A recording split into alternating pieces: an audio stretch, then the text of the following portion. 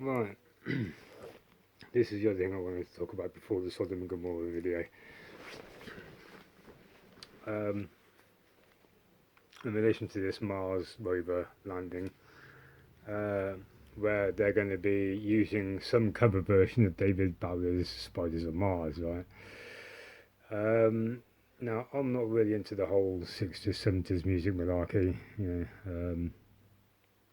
I was born in early 70s, 73 to be exact.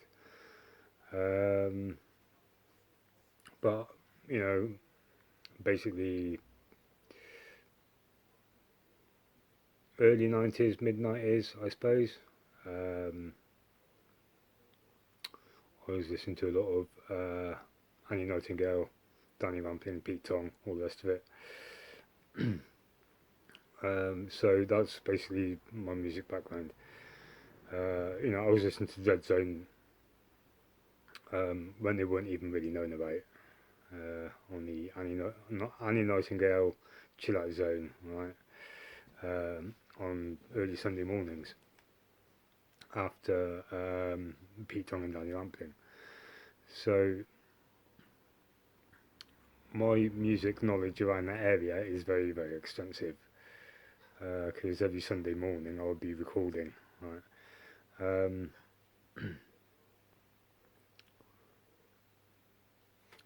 but getting back to it, uh, they're going to be using some cover version of, as I said, David Bowie's Spiders of Mars, right?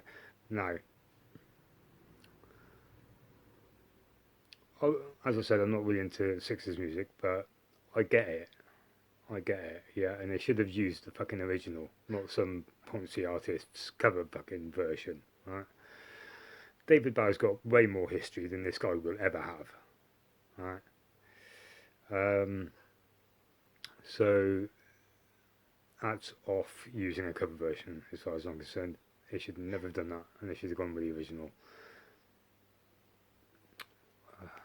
But as far as Mars, well, he would know my take on it, so not much more to say on Mars apart from I was actually talking to my brother earlier, and yeah, I couldn't really, I can't really talk to him on my phone because it's all wrapped up in a hardened Gorilla case.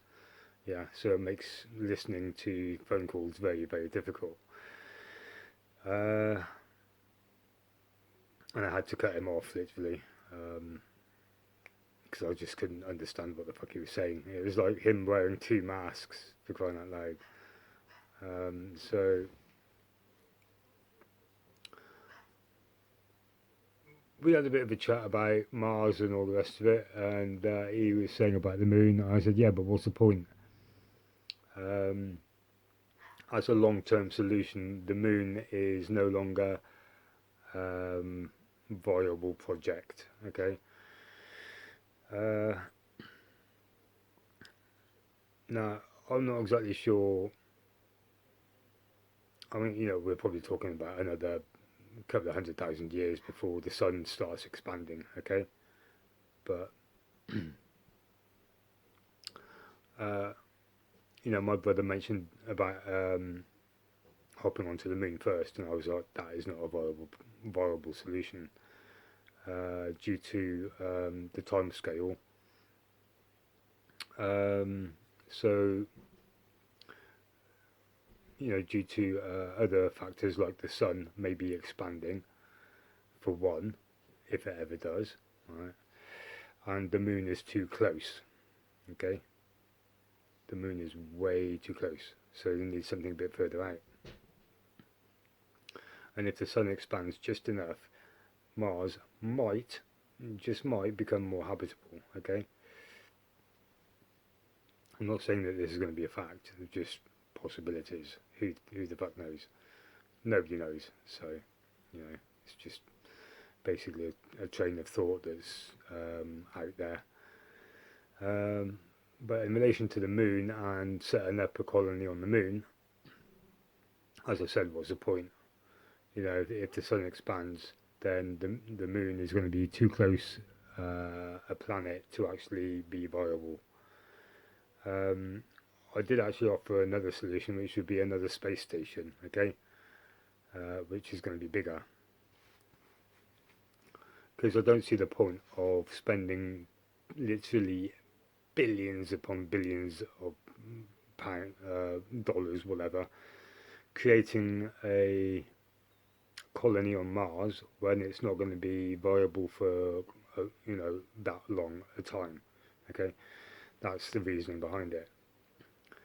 I always like to look at the bigger picture on things, so that's my reasoning.